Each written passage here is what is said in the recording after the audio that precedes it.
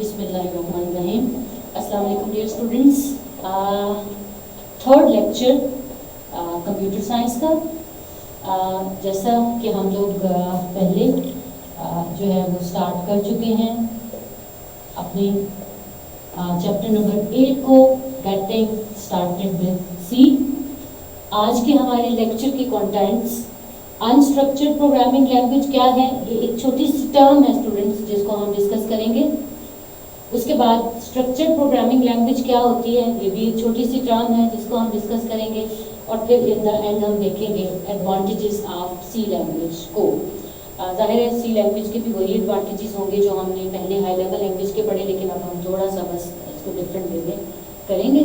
तो पहले हम डिस्कस करते हैं अनस्ट्रक्चर्ड प्रोग्रामिंग लैंग्वेज क्या होती है। स्टूडेंट्स, अनस्ट्रक्चर्ड प्रोग्रामिंग लैंग्वेज हम ऐसी प्रोग्रामिंग लैंग्वेज को कहते हैं जिसमें आपका जो प्रोग्राम जो आपने लिखा होता है वो अनब्रोकन ब्लॉक्स के अंदर जो है वो होता है।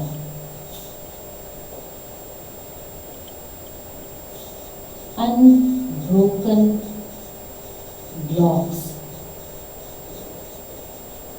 अब ये अनब्रोकन ब्लॉक्स का क्या मतलब है कि आपने एक प्रोग्राम लिखा और सपोज करो ये 10 पेजेस का प्रोग्राम है या 100 पेजेस का जो है ये प्रोग्राम है, तो उस पर आपने अगर सपोज मैं ये 10 यहाँ पे इस तरह से मैं करती हूँ, तो आपका जो है वो डिफरेंट जितना भी लंबा आपका प्रोग्राम है उसमें कोई आपका कहीं पे भी ब्रेक जो है वो आपकी नहीं आएगी। ये सब के सब इकट्ठा ओवरऑल इतना लंबा प्रोग्राम जो है वो आपके पास होगा। तो इस तरह की जो भी प्रोग्रामिंग लैंग्वेज होती है जिसमें अनब्रोकन ब्लॉक्स हों, या फिर अनब्रोकन के लिए हम लोग जो दूसरी टर्म यूज करते हैं वो है सिंगल कंटिन्यूस। यानी आपने कहीं, जैसे ये इसको आप बिल्कुल ऐसे अंडरस्टैंड कर लो कि आपने एक आर्टिकल लिखना है, एक ऐसे लिखना है, और आप एक कोई पैराग्राफ ना बनाओ, आप एक ही उसके अंदर जो है वो लिखते चले जाओ। जाहिर है इस तरह की चीज़ को अंडरस्टैंड करना जो है वो मुश्किल हो जाता है, क्योंकि जो आपके पास हाई लेवल प्रोग्रामिंग लैंग्वेज होती है ये अंडरस्टैंडेबल होती है बाय एन अदर प्रोग्रामर। तो अगर आपने उसको अनब्रोकन ब्लॉक्स में लिखा होगा या फिर सिंगल कंटिन्यूस आपने तरीके से उसको लिखा है, कहीं कोई आपने ब्लॉक्स जो है वो नहीं बनाए, तो फिर आप प्रोग्रामर जो है उसके लिए इसको अंडरस्टैंड करना मुश्किल होगा। और इवन उसकी आप ये कहो कि जो ट्रांसलेशन होती है ट्रांसलेटर को, वो भी इसके लिए काफ़ी ज़्यादा उसको प्रॉब्लम फेस करनी पड़ जाती है। तो वो जो होगा उसको हम कहेंगे अनस्ट्रक्चर्ड प्रोग्रामिंग लैंग्वेज। अब जो स्ट्रक्चर्ड प्रोग्रामिंग लैंग्वेज है स्टूडेंट्स, उसमें क्या होता है कि आपके अनब्रोकन ब्लॉक्स नहीं होते, बल्कि आपके पास जो है आप ये कहते हो कि ये आपके पास डिसकंटिन्यूस फॉर्म के अंदर जो है ये होता है। यानी आप इसमें स्मॉलर यूनिट्स में अपने प्रोग्राम्स को, यूनिट्स या इसको हम कहेंगे मॉड्यूल्स, छोटे छोटे मॉड्यूल्स के अंदर आप अपने प्रोग्राम्स को जो है वो डिवाइड कर देते हो, और फिर उसके बाद आप एक प्रोग्राम जो है वो लिखते हो। फॉर एग्जाम्पल के तौर पे मैं आपको एग्जाम्पल दूंगी। आप बना रहे हो कोई, सपोज करो आपने एक गेम बनानी है, आप इसका एक प्रोग्राम बना रहे हो, एक सॉफ्टवेयर बना रहे हो, कोड बना रहे हो, आपने लूडो जो है उसका एक वो कोड करना है। आपको पता है इसके अंदर आपके मुख्तलिफ जो है वो 4 प्लेयर्स यूज़ हो रहे होते हैं, इसमें एक डाइस जो है वो यूज़ हो रहा होता है। उसके बाद फिर आपने जो आपके पास यहाँ पे जो गोटियाँ वगैरह होती हैं उसकी मूवमेंट जो है उसका आपके पास जो है वो होता है। तो अगर आप लोग इन ये 2, 3, 4 डिफरेंट आप इनको जो है वो ऑब्जेक्ट्स को, डाइस, प्लेयर्स या मूवमेंट्स, इन सबको अलग-अलग यूनिट्स का नाम दे दो। यानी आप ये कहो कि डाइस एक यूनिट है, प्लेयर दूसरा यूनिट है, मूवमेंट जो है वो एक तीसरा यूनिट है। यानी मुख्तलिफ आपने इसके मॉड्यूल्स अगर जो है वो बना देते हो, तो आपको इसको असेंबल करना, इसको डिज़ाइन करना, उसके बाद फिर इवन इसका एल्गोरिथम बनाना, या फिर आप ये कहते हो कि जो भी इसका प्रोसेस है जिसके थ्रू आपने इसको करना है, वो सब चीज़ें करना आपके लिए आसान हो जाती हैं। और जब ये आसान हो जाती हैं तो इनफैक्ट आप ये कहते हो कि आपकी डीबगिंग भी आसान हो जाती है इसके थ्रू। तो जो आपके पास स्ट्रक्चर्ड प्रोग्रामिंग लैंग्वेज होती है स्टूडेंट्स, वो ऐसी प्रोग्रामिंग लैंग्वेज होती है जो कि आपके पास क्या किस तरह की होती है, जिसमें आप स्मॉलर यूनिट्स या मॉड्यूल्स जो है वो बनाते हो प्रोग्राम्स के, और फिर उसके बाद स्मॉलर यूनिट्स या मॉड्यूल्स में डिवाइड करने के बाद फिर आप अपना काम जो है वो कर रहे होते हो। सी जो है वो भी आपके पास एक स्ट्रक्चर्ड प्रोग्रामिंग लैंग्वेज है। इसमें ये आपको ये फैसिलिटी प्रोवाइड करती है कि आप इसमें जो काम कर रहे हो वो छोटे छोटे यूनिट्स में या मॉड्यूल्स में जो है वो कर सकते हो। अब जैसे ये मैंने आपको बताया, ये जो मॉड्यूल्स या यूनिट्स हैं, इसी के लिए हम लोग एक जो दूसरी टर्म यूज करेंगे वो फंक्शंस की भी करेंगे। अब इसमें क्या होगा, इसमें यही है ना कि जैसे मैंने आपसे कहा डाइस है, ये एक हो गया फंक्शन, प्लेयर है ये दूसरा फंक्शन हो गया, मूवमेंट जो है ये तीसरा फंक्शन हो गया। जब ये सारे अलग-अलग से फंक्शंस हैं, आपने इसका एक अलग से कोड बना देना है।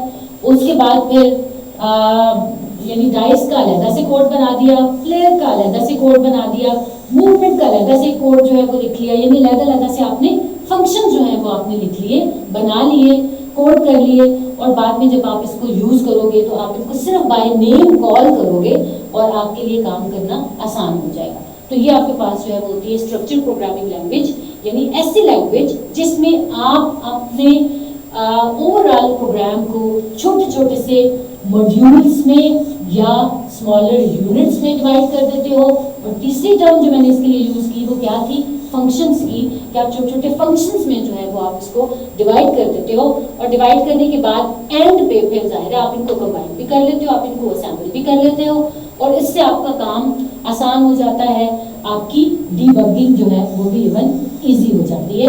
तो ये होती है आपके पास स्ट्रक्चर्ड प्रोग्रामिंग लैंग्वेज। अब हम उसके बाद नेक्स्ट टॉपिक पे आ जाते हैं, और वो हमारा आज के लेक्चर का लास्ट टॉपिक वो है advantages of C language. Students, इससे जो हमारा पहला जो लेक्चर था C getting started with C के हवाले से, उसमें हम लोगों ने हाई लेवल प्रोग्रामिंग लैंग्वेज की जो है वो कुछ कैरेक्टरिस्टिक्स डिस्कस की थी। अब सी जो है ये आपको पता है कि this is also a high level programming language. अब जब ये हाई लेवल प्रोग्रामिंग लैंग्वेज है तो इसका मतलब ये हुआ कि फिर ये सारी की सारी जो उसकी कैरेक्टरिस्टिक्स थी वो भी आपके पास जो है वो सी लैंग्वेज की भी होंगी। तो उसमें भी आपको याद है सबसे पहले होगा इजी टू अंडरस्टैंड। तो अब ये क्यों इजी टू अंडरस्टैंड है, because it is written in English like manner. तो अब क्योंकि इंग्लिश लाइक मैनर में है तो इसलिए इसको आसान है इसको लर्न करना। दूसरा क्या वजह है इजी टू अंडरस्टैंड, इसका वेल डिफाइंड सिंटेक्स होना। क्योंकि इसका वेल डिफाइंड सिंटेक्स है तो इस वजह से इसको अंडरस्टैंड करना जो है वो आसान हो जाता है। उसके बाद फिर हम कहते हैं कि it's middle level language. Students, middle level language का क्या मतलब है? देखो, एक तरफ आपके पास होती है हाई लेवल लैंग्वेज, एक तरफ आपके पास होती है सपोज करें लो लेवल लैंग्वेज। ये आपके पास है लो लेवल लैंग्वेज, और ये आपके पास है हाई लेवल लैंग्वेज।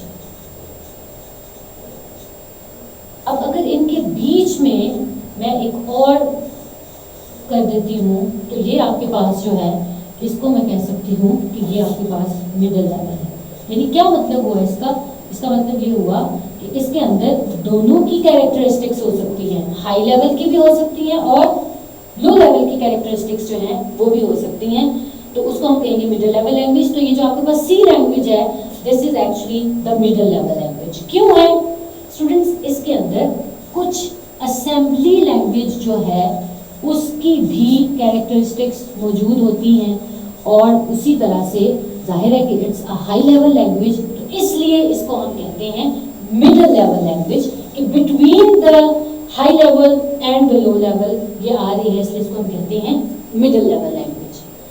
उसके बाद जो नेक्स्ट आपके पास है वो है मशीन इंडिपेंडेंट। वो मैंने आपको पहले भी बताया, अगर आपने एक प्रोग्राम जो है वो मोटरोला के प्रोसेसर पे किया है तो वही आपका काम इंटेल के प्रोसेसर पे भी चलेगा। ऐसा नहीं है कि एक प्रोसेसर पे किया गया काम किसी दूसरे प्रोसेसर पे ना चले, इसलिए इसको हम मशीन इंडिपेंडेंट बोलते हैं। बिल्ट इन फंक्शंस के हवाले से अभी मैंने आपको भी बताया, पिछले उसमें स्लाइड में भी और पिछले लेक्चर में भी हमने बिल्ट इन फंक्शंस को डिस्कस किया था। बिल्ट इन फंक्शंस का मतलब होता है बने बनाए फंक्शंस। अब ये बने बनाए फंक्शंस का क्या मतलब हो सकता है स्टूडेंट्स? इनफैक्ट मैंने आपको पहले लेक्चर में भी बताया था कि आपकी जो सी है इसके अंदर SQRT के नाम से एक फंक्शन मौजूद है जो क्या काम करता है? स्क्वायर रूट फाइंड करता है किसी भी नंबर का स्क्वायर रूट फाइंड आप कर सकते हो with the help of SQRT function. अब ये जो SQRT फंक्शन है ये बिल्ट इन फंक्शन है, इसमें आपने कोई काम नहीं करना, कोई कोड आपको खुद से नहीं लिखना पड़ेगा। आपने सिंपली SQRT के नाम से इस फंक्शन को कॉल करना है और उसके बाद जिसका भी आपने स्क्वायर रूट फाइंड करना है, सपोज 25 का, वो आप लिख दोगे तो आपके पास इसका स्क्वायर रूट जो है वो आप फाइंड कर लोगे, विच इज 5 एक्चुअली। सो ये जो आपके पास सी लैंग्वेज है ये आपको बिल्ट इन फंक्शंस की फैसिलिटी जो है वो भी प्रोवाइड कर रही होती है। उसके बाद फिर अगला जो आपके पास है वो है easy to learn and use. Of course जब इसका वेल डिफाइंड सिंटैक्स है, जब ये इंग्लिश लाइक मैनर में लिखी जाएगी तो जाहिर है कि इसको लर्न करना भी आसान होगा और इसको यूज करना भी आसान हो जाएगा। उसके बाद student this C language is actually the basis for C++। Student C++ से एडवांस्ड लेवल की लैंग्वेज है। It's more advanced than C। अब दरअसल जो C++ है उसको जो बेस मिली वो C लैंग्वेज से ही जो है वही मिली, तो इसलिए इसको हम कहते हैं कि जो C है वो C++ के लिए बेस है। एंड देन मॉड्यूलैरिटी के हवाले से स्टूडेंट्स मैंने आपको अभी जब हम स्ट्रक्चर्ड प्रोग्रामिंग लैंग्वेज के हवाले से डिस्कस कर रहे थे तो उसमें भी मैंने आपको बताया था कि इसको हम कहते ही ये है कि ये जो C है ये आपके पास स्ट्रक्चर्ड प्रोग्रामिंग लैंग्वेज है बिकॉज ऑफ मॉड्यूलैरिटी, कि ये आपको ये फैसिलिटी प्रोवाइड करती है कि आप अपने प्रोग्राम को स्मॉलर यूनिट्स में या फिर आप ये कह सकते हो कि इंडिपेंडेंट फंक्शंस में जो है वो आप इसको डिवाइड कर सकते हो, या आपको ये फैसिलिटी प्रोवाइड करती है। तो मॉड्यूलैरिटी का मतलब ये है कि आप छोटे छोटे से फंक्शंस बना के बाद में उनको कंबाइन करते हो, बाद में आप उनको ज्वाइन कर लेते हो और ज्वाइन करने के बाद आपका एक बड़ा प्रोग्राम जो है वो बन जाता है। तो इसलिए उससे क्या हुआ, आप लोगों को जो डीबगिंग थी वो आसान हो गई और उसके साथ साथ आपको उसको ओवरऑल जो रिव्यू करना होता है अपने प्रोग्राम को वो भी आपके लिए आसान हो जाता है। तो this is actually modularity. So students that's all for today's lecture. आज के लिए इतना ही। ये वाला जो क्वेश्चन है आपके पास स्टूडेंट्स ये भी लॉन्ग के पॉइंट ऑफ व्यू से इम्पॉर्टेंट क्वेश्चन है, ये आप कर सकते हो। इससे अगला जो आपके पास दो छोटी सी टर्म्स उन्होंने दी हैं क्वेश्चन नंबर 11 में, ये भी आपके पास जो है वो इसी में से आपका हो जाएगा। Easy to learn and use और मशीन इंडिपेंडेंट, ये दो छोटी सी एक शॉर्ट क्वेश्चन के तौर पे ज़्यादा से टर्म्स भी आ जाती हैं। So thank you so much.